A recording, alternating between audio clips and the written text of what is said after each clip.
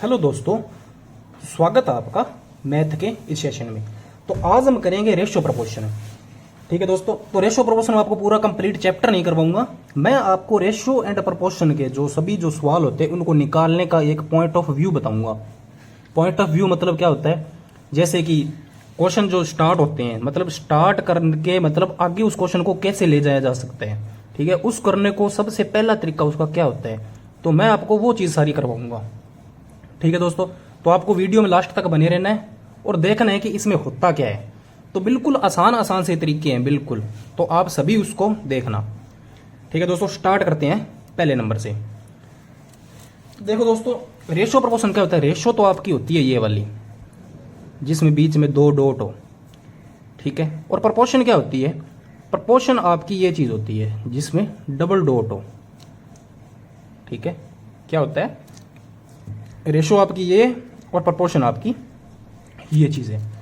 तो आगे करने का तरीका क्या है, इसमें आपको क्वेश्चन में दिया होगा, जैसे ए बी दिया होगा आपको, ए अनुपात बी दिया होगा 3:4 और बी अनुपात सी दिया होगा आपको 2:7। और क्वेश्चन में लास्ट में पूछ लेगा ए बी और सी निकाल लो, या फिर आपको क्वेश्चन में पूछ लेगा ए और सी निकालो। ठीक है, तो शायद आप सबको ये क्वेश्चन आता भी होगा, मैं ये नहीं बोलता आपको नहीं आता, तो आपको ये क्वेश्चन आता होगा। ठीक है, और बाकी इसको करने का तरीका क्या है, 2-3 तरीके से ये क्वेश्चन होता है, तो मैं आपको सभी तरीके बताऊंगा। पहला क्वेश्चन का तरीका तो ये होता है, जैसे हमने बचपन से ये सीखा होगा स्कूल में कि ए और बी क्या हुआ आपका 3 और 4 दिया हुआ है, और बी और सी कितना दिया हुआ है आपका 2:7 दिया हुआ है। ठीक है, ये चीज दी हुई है आपको। तो इसको करने का तरीका क्या है कि हम कैसे करते थे, ए बी और सी। ए बी कितना आपका 3:4, 3:4, और बी सी कितना दिया हुआ है 2:7। आपको ये बात दी हुई है। इसको करने का क्या तरीका है, आप क्या करते थे, उल्टा एन मान के आपको इस क्वेश्चन को सोल्व करते थे। ठीक है, इसको इसके साथ मल्टीप्लाई, इसको इसके साथ और इसको इसके साथ, ऐसे करके आप इस क्वेश्चन को सोल्व करते थे। जब भी आप ऐसा क्वेश्चन करना सोल्व करें तो आपका कितना आ जाएगा, 3 दूने कितना होता है 6, 4 दूने 8 और 7 चौके 28। और उसके बाद में जो चीज़ कट रही थी वो हम काट देते थे, जैसे ये चला जाएगा 3 पे, ये चला जाएगा 4 पे और ये चला जाएगा 14 पे। तो इस क्वेश्चन का आंसर कितना आ गया, 3, 4 और 14। इस तरीके का ऐसा क्वेश्चन हम करने की कोशिश करते थे, और ऐसे ही इस क्वेश्चन ये होते हैं। ठीक है,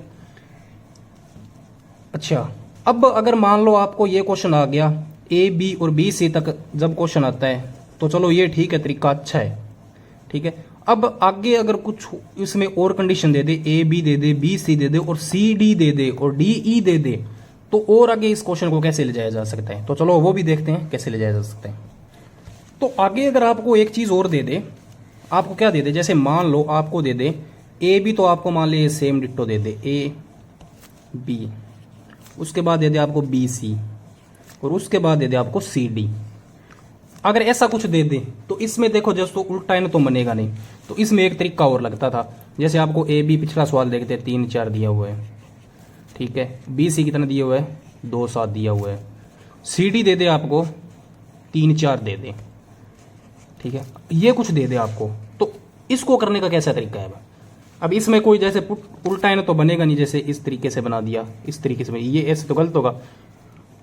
जब आपको ऐसा क्वेश्चन आता था तो आप क्या करते थे, जो देखो इस डिजिट के सामने ये digit same as it is लिख देते थे, 4 और 4, ये इसके आगे 7 का 7 लिख देते थे, इसके पीछे 2 का 2 और इसके आगे 3 और 3। हम क्या करते थे, इन सब को एक मल्टीप्लाई कर देते थे। मल्टीप्लाई कैसे, 3 तिये 9 और 9 दूने 18, इसके बाद 4 दूने 8 और 8 तिये 24, 7 तिये 21 और 21 चौके कितना होता है आपका, देख लो 4 एकम 4, 4 दूनी 8, 81। इसके बाद 7 चौके 28 और 28 चौके कितना होता है आपका, 8 चौके 32, 3 और 4 दूने 8 और 3 11, 112। अब इसको क्या करते थे, काट देते थे। अगर कट रहा है तो ठीक है, शायद 3 पर चला जाएगा, तो मतलब जो कट जाएगा वो आपका आंसर होगा। ठीक है, ये तरीका होता था। बिल्कुल। ठीक है दोस्तों, अब देखो एग्जाम में जब ये क्वेश्चन आता है ना, तो अगर आप इस तरीके से करोगे ना, ये तरीका, तो आप क्वेश्चन को मतलब कर जरूर दोगे, पर आपको बहुत टाइम लग जाएगा इसको करने में। तो आपको करना है बिल्कुल आसान तरीके से। ठीक है, तो अब आसान तरीका कौन सा होगा वो आप देखो। ठीक है, अगर हम देखते हैं, स्टार्टिंग से स्टार्ट करते हैं दोबारा एक बार। जैसे आपको रकम दे दे कोई, रकम क्या दे दे, मान लो आपके पास ए बी दिया हुआ है। ए बी कितना दिया हुआ है आपके पास, मान लो आपके पास 33 और 32। उसके बाद आपको बी सी दिया हुआ है। बी सी कितना दिया हुआ है, बी सी दिया हुआ है मान लो आपके पास 16 और 14। और उसके बाद आपके पास सी डी दिया हुआ है। सी डी दिया हुआ है आपके पास 28 और 22 दिया हुआ है। तो क्वेश्चन ने पूछा है कि हमें ए भी बताओ, बी भी बताओ, सी भी बताओ और डी भी बताओ, तीनों बताओ। तो देखो जिस तरीके से मैंने आपको पहले क्वेश्चन करवाया था ना, अगर आप उस तरीके से क्वेश्चन को करोगे तो आप शायद इस क्वेश्चन को पूरे 1.5 घंटे के एग्जाम में 2 ही क्वेश्चन ऐसे सोल्व कर सकते हो। ठीक है, पर आपको करना क्या है, जब ऐसा क्वेश्चन आए ना, तो मैं आपको एक बिल्कुल सॉलिड तरीका बताता हूं। ठीक है, सॉलिड तरीका क्या होगा, जो चीज कट रही है ना वो आप पहले यहां पे काट दो। जैसे 14 एकम 14 और 14 दूने कितना होता है 28, कट गया। उसके बाद में देखो 11 दूने कितना होता है 22 और 11 तीय कितना होता है 33। और कुछ कट रहा है क्या आपके पास, 16 एकम 16 और 16 दूने कितना होता है 32। उसके बाद देखो 2 से तो आपका ये 2 कैंसिल हो जाएगा।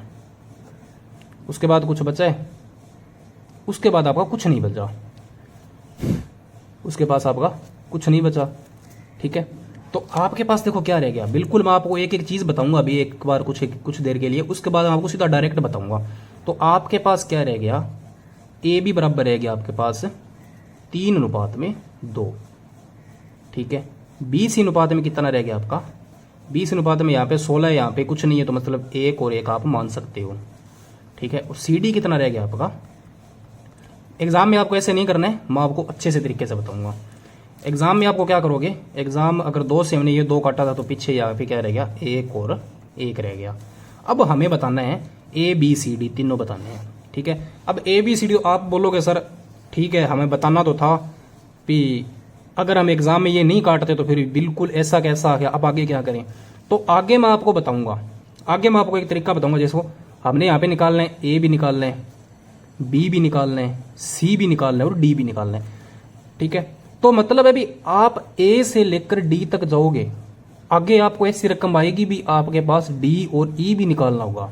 तो आप हमेशा क्या करोगे, आप हमेशा एक बात करोगे, जैसे इन तीनों का मल्टीप्लाई करोगे, 3 एकम 3 और 3 एकम 3। ये जो पहली वाली सीरीज होगी ना, ये आपकी हमेशा ये वाला आएगा, मतलब ए वाला आएगा। हमें 4 निकालने हैं, ए बी सी और डी। तो आपका कितना आ गया, पहला ए कितना आ गया आपका 3 आ गया। ये बिल्कुल आसान तरीका है। उसके बाद हमें निकालना है बी निकालना है, सी निकालना है और डी निकालना है। पहले हम क्या करेंगे, डी निकालेंगे। ठीक है, जो आपका लास्ट में पूछा होगा ना, चाहे तो आपको डी तक सीरीज खत्म हो या ई तक हो या एफ तक हो, कहां तक भी सीरीज खत्म हो, तो जो लास्ट वाला पूछेगा ना वो लास्ट वाला होगा। जैसे यहाँ पे डी पूछा है तो आप हमेशा इन तीनों को मल्टीप्लाई करके आपका डी आ जाएगा। जैसे 2 एकम 2 और 2 एकम 2, तो आपका डी कितना आ गया 2 एकम 2 आ गया। अब हमें निकालना है बी और सी। बी और सी निकालने के लिए देखो हमने इनको 3 बार मल्टीप्लाई किया, 1 2 और 3, 1 2 और 3। इसका मतलब है कि बी को जब निकालेंगे तो भी उनको 3 बार मल्टीप्लाई करना पड़ेगा। तो आप क्या करोगे, बी निकालने के लिए पहला तो एक बार ये और उसके बाद 2 ये। ठीक है, मतलब जो यहाँ पे लोग है ना उसके सामने वाला आपको बिल्कुल नहीं लेना है। ठीक है, एक तो ये आ जाएगा, उसके बाद ये दोनों मल्टीप्लाई करने। देखो 2 एकम 2 और 2 एकम 2, तो मतलब आपका बी कितना आ गया 2 आ गया। अब आपने ए निकाल लिया, बी निकाल लिया, डी निकाल लिया, अब बारी है सी की। सी निकालोगे तो आप क्या करोगे, यहां से स्टार्ट हो जाओगे, यहाँ पे कितने निकालोगे 2 पहले वाले, यहाँ पे 2। जो आपको पता है कि जो हम यहाँ पे वैल्यू लेते हैं उनके सामने वाला हम कभी नहीं लेते, तो 2 ये और 1 ये, इसका मतलब 2 एकम 2 और 2 एकम 2। तो इसका मतलब क्या हो गया, इसका मतलब हो गया आपका कि ए बी सी और डी की वैल्यू हमने निकाल ली 3 2 2 2 में। ठीक है दोस्तों, बिल्कुल आसान तरीका। चलो थोड़ा सा लंबा चला गया अपने ये क्वेश्चन, उसके आगे मैं आपको एक क्वेश्चन और करूंगा बिल्कुल आसान तरीके से। क्वेश्चन का तरीका यही होगा, पर थोड़ी सी हमें क्या करिए, जो इतना मतलब किए है ना ये काटा बाडी सी, ये हम अगले क्वेश्चन में नहीं करेंगे। अभी हम करते हैं नेक्स्ट क्वेश्चन। ठीक है, नेक्स्ट क्वेश्चन करेंगे, सीधा पॉइंट टू पॉइंट बात करेंगे। आपको बेसिक समझ में आ गया होगा कि ये बेसिक तरीके से इस तरीके से ये क्वेश्चन होता है। तो अब हम करेंगे सीधा पॉइंट टू पॉइंट बात। क्या करेंगे, जैसे आपके पास दिया हुआ है ए बी, आपके पास दिया हुआ है, मान लो ए बी दिया हुआ है आपके पास, आप कुछ भी लिख सकते हो, जैसे 13/22 लिख लो। उसके बाद आपके पास बी सी, और उसके बाद सी डी, और उसके बाद डी ई। अब की बार यहां तक निकालेंगे। इनको लिख सकते हो आप, जैसे इसको लिख लो आप 21 और इसको लिख लो आप 8। उसके बाद ये आ जाएगा 16 और ये आ जाएगा 39। उसके बाद ये लिख लो 2 और ये लिख लो 7। क्वेश्चन बोला है ए और सी निकालो, तो हम सीधा ए और ई निकालना है। ठीक है, तो बस सीधा पॉइंट टू पॉइंट बात करेंगे। अब क्या करेंगे, देखो हमें निकालना है ए और ई। आपको पता है कि यहाँ पे ए निकलेगा, यहाँ पे बी, यहाँ पे सी, यहाँ पे डी और यहाँ पे ई। इसका मतलब है ए तो अपना ये है, इन तीनों को चारों को मल्टीप्लाई करो, और ई अपना ये आएगा। पहले इसके पहले कुछ कट रहा है तो उसको काट लो, जैसे 8 दूनी कितना होता है 16। उसके बाद 7 ये कितना होता है 21। अगर और हम कुछ काटने की कोशिश करें तो और हम काट देंगे, जैसे 3 से ये काट देंगे, 3 एकम 3 और 13 3 39। ठीक है, 13 से ये 13 कैंसिल आउट कर देंगे। उसके बाद में अगर देखें तो 2 से हम काट सकते हैं इसको 11 पे। कुछ और कट रहा है, और शायद कुछ नहीं कट रहा, क्योंकि इधर 13 3 6 2 और इधर कितना रह गया 8 भी कटा गया, और 13 7 कुछ नहीं रहा। ठीक है, 2 से ये कभी 11 नहीं कटेगा। इसका मतलब है अगर ए ही पूछा है ना, तो आपको पता है इन तीनों चारों को मल्टीप्लाई करने के बाद अपना ए आएगा। अब यहाँ पे कुछ मल्टीप्लाई करने के लिए बचा है क्या, शायद कुछ नहीं बचा, तो इसका मतलब है ए कितना आ गया अपना 2। ई कितना आ गया अपना 11 से कुछ मल्टीप्लाई करने कुछ नहीं बचा, तो ए कितना आ गया 11, जो इस क्वेश्चन का आंसर होगा। ठीक है दोस्तों, बिल्कुल आसान तरीके से हम निकाल रहे हैं। तो आगे हम करते हैं नेक्स्ट क्वेश्चन। तो अगला जब हम नेक्स्ट क्वेश्चन करने बैठेंगे तो एक बिल्कुल उसके जैसा कर लेंगे। हम कर लेते हैं जैसे ए बी, बी सी और सी डी तक कर लेते हैं। बिल्कुल जल्दी थोड़ा सा फास्ट में करके देखेंगे। जैसे ये अपना आ गया 1 2 आ गया, ये आप लिख सकते हो 2, आप 3 लिख लो, यहाँ पे 3 1 लिख लो, और यहाँ पे लिख लो 2 3 लिख लो। ठीक है, क्या होगा, हमें निकालना है ए और डी निकालना है। तो आपको पता है ए और डी कैसे निकालेंगे, जो कट रहा है वो पहली बात तो काट दो, अगर नहीं कट रहा, अगर तीनों निकालने तो आप तीनों भी निकाल सकते हो। तीनों कैसे निकाल सकते हैं, देखो पहले तीनों ही निकाल के देखते हैं, ए बी सी और डी। तो देखो 3 दूने 6 एकम 6, उसके बाद 3 एकम 3 और 3 दूने 6, ये भी बिल्कुल सेम आ गया। अब निकालना है हमें बी का। बी का निकालने के लिए क्या करेंगे, एक रकम यहां से और 2 रकम यहां से। देखो 2 का टेबल 3 तक पढ़ो, 1 दूनी 2 2 6 और 6 दूने कितना होता है 12। उसके बाद 2 यहां से 1 यहां से, तो 2 एकम 2 और 2 दूने 4। देखो यहां से काट के देख लो आप, अगर हम 2 पर काटे ना तो ये आ जाएगा अपना 3, ये आ जाएगा अपना 2, ये आ जाएगा अपना 6 और ये आ जाएगा अपना 3। ठीक है, क्वेश्चन कुछ भी पूछे, ए का, बी का, सी का, डी, ए बी पूछ ले, दोनों का गुणनफल पूछ ले, तो अपने सारा कुछ हमने बता दिया। आगे हम करते हैं नेक्स्ट नंबर। ठीक है दोस्तों, आपको ऐसे क्वेश्चन अगर एग्जाम में आते हैं या फिर आप ऐसे मतलब कोई रैंडम ही क्वेश्चन कर रहे हो, तो आप बिल्कुल ऐसे क्वेश्चन आप अब इजी वे से कर सकते हो। ठीक है दोस्तों, आपको कोई दिक्कत नहीं होने वाली। अगर आपको कोई दिक्कत होने वाली है तो आप टेलीग्राम पे आपके मुझे मैसेज कर सकते हो, मैं आपको फिर बताऊंगा। अब हम चलते हैं नेक्स्ट नंबर क्वेश्चन पे। ठीक है, मतलब अभी थोड़े से अलग लेवल के क्वेश्चन आते हैं। अब अलग लेवल के क्वेश्चन किस तरह से आते हैं, देखो 2 टाइप के क्वेश्चन होते हैं आपके। ठीक है, मैं थोड़ा सा टाइम लगाऊंगा यहाँ पे लिखने के लिए। ठीक है, 2 टाइप के क्वेश्चन होते हैं अपने, दोनों टाइप आप देखो दोनों टाइप में फर्क कुछ नहीं है, बस थोड़े सा लैंग्वेज का फर्क है। अगर मैं आपको लिख दूं यहाँ पे 1/2 a बराबर है इसके, अगर मान लो मैं लिख दूं 1/3 b के बराबर है 1/4 c के, ठीक है। तो क्वेश्चन ने पूछा है ये बात। और इधर अगर एक क्वेश्चन और आता है यहाँ पे सीधा ही आ जाता है, जैसे 2a बराबर क्या है 3b बराबर क्या है 4c के, ऐसा क्वेश्चन आता है। देखो दो क्वेश्चन आते हैं, दोनों क्वेश्चनों में थोड़ा सा फर्क है, ठीक है। एग्जामिनर आपको ये क्वेश्चन भी पूछता है, एग्जामिनर आपको ये क्वेश्चन भी पूछता है, ठीक है। तो अब इन दोनों को क्वेश्चन को करने का तरीका क्या है, देखो कैसे करोगे। जब भी आपको ऐसी फ्रैक्शन बननी हुई क्वेश्चन आ जाए तो आपको सीधा क्या करना है, आपको बस कुछ नहीं करना, ए के साथ जो रकम दी हुई है उसको पलटा कर लिख दो। अब ए के साथ पलटा कर रकम लिखोगे तो नीचे क्या आ जाएगा 2 और ऊपर क्या आ जाएगा आपका 1। इसके साथ वाली रकम को क्या होगा, ऊपर क्या आ जाएगा 3, नीचे क्या आ जाएगा 1। इसके साथ वाली का क्या आ जाएगा 4 और 1। देखो अगर 2 से आप इसको 1 से 2 बार मल्टीपल करोगे तो 2 आएगा उत्तर, इसके साथ इसको करोगे तो 3 आएगा उत्तर, और इसको इसके साथ करोगे तो 4 आएगा। इसका मतलब आपको ये स्टेप करने की जरूरत नहीं है, ठीक है। आप सीधा क्या लिख सकते हो, जब भी ऐसा क्वेश्चन आए तो रकम को पलटाकर सीधा आप 2, 3 और 4 लिख सकते हो, जो कि आपको इस क्वेश्चन का आंसर देगा, ठीक है। ये आपका आंसर होगा, ठीक है। बिल्कुल इसके जैसा क्वेश्चन ये वाला है। अब इस क्वेश्चन को करने का तरीका है, आप तो बोलोगे जी ठीक है 2, 3, 4 उत्तर आ रहा है, 2, 3, 4 ये दिए, मतलब इसका क्वेश्चन का उत्तर यही है, ठीक है। तो आप गलत हो, इसका उत्तर ये नहीं है, ठीक है। जब भी आपको ऐसा क्वेश्चन आए तो आपको क्या करना है, फ्रैक्शन बनाई हुई हो तो आपको जस्ट उसका उल्टा लिखकर क्या होगा उत्तर होगा। जब भी आपको ऐसा क्वेश्चन आए तो देखो रकम को पलटाकर तो आपको इसको लिखना ही पड़ेगा, ठीक है। क्या लिखोगे आप, क्या लिखोगे, इस रकम को पलटाकर ए के साथ जो रकम लिखो उसको पलटाकर आप क्या लिख दोगे 1/2, उसके बाद क्या लिख दोगे 1/3, और इसके बाद क्या लिख दोगे 1/4, लिख दिया, ठीक है। अब आप बोलोगे कि जी ये बिल्कुल सेम इसके जैसे बन गई, तो इसका मतलब 2, 3, 4 उत्तर है, इसका उत्तर ये नहीं है।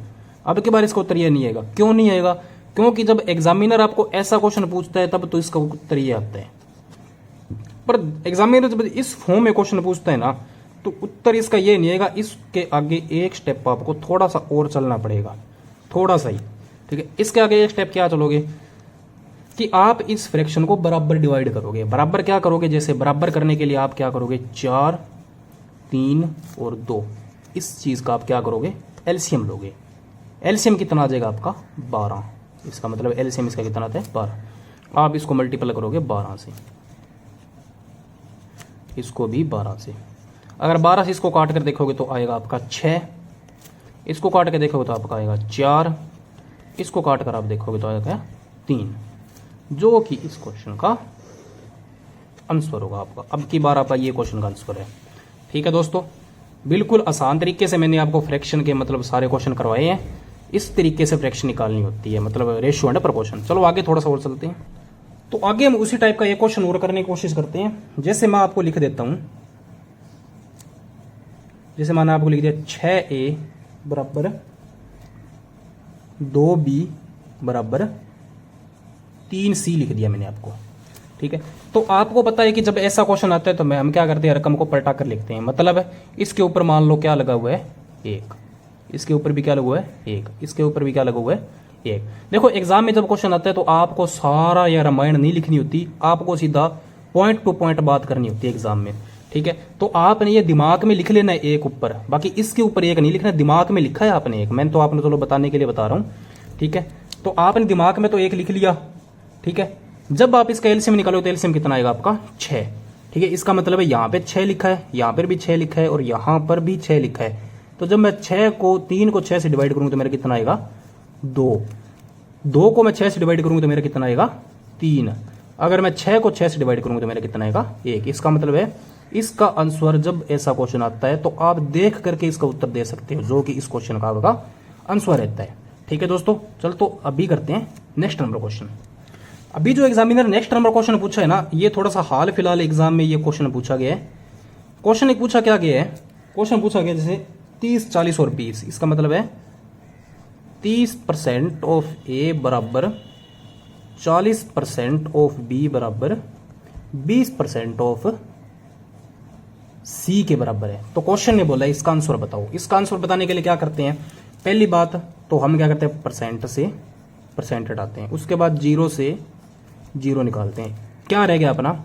अब देखो यहां पे ऐसा कुछ रह गया तो आपको पता है कि अब हम रकम को पलटा कर लिखेंगे, ठीक है। 3, 4 और 2 रकम को पलटा के लिख दी, दिमाग में एक आपने लगा लिया अपने आप से। अब अपने आप से एक दिमाग में लगा लिया आपने, ठीक है। अब इसका लोगे आप एलसीएम। एलसीएम कितना है, 4 2 चौके 8 3 चौके 12। इसका मतलब यहाँ पे भी 12 लिखा है, यहाँ पे भी 12 लिखा है, यहाँ पे 12 लिखा है। 12 को जब 3 को 12 से करोगे तो 4 3 12, 4 को 12 से करोगे तो 3 और 12 से इसको करोगे तो 6 पे। इसका मतलब है इसका आंसर कितना आ रहा है आपका, 4 3 6 का। तो अभी हम करते हैं थोड़ा सा ना मतलब अच्छा सा क्वेश्चन करके देखेंगे। मतलब ये क्वेश्चन आता सभी को होगा, पर आप क्या करोगे, थोड़ी सी गलती करोगे। उसमें क्या गलती करोगे, जैसे मैंने आपको लिख लिया, फ्रैक्शन बना दिया आपकी 14/2/7% ऑफ ए, उसके बाद 16/2/3% ऑफ बी, उसके बाद 33/1/3% ऑफ सी।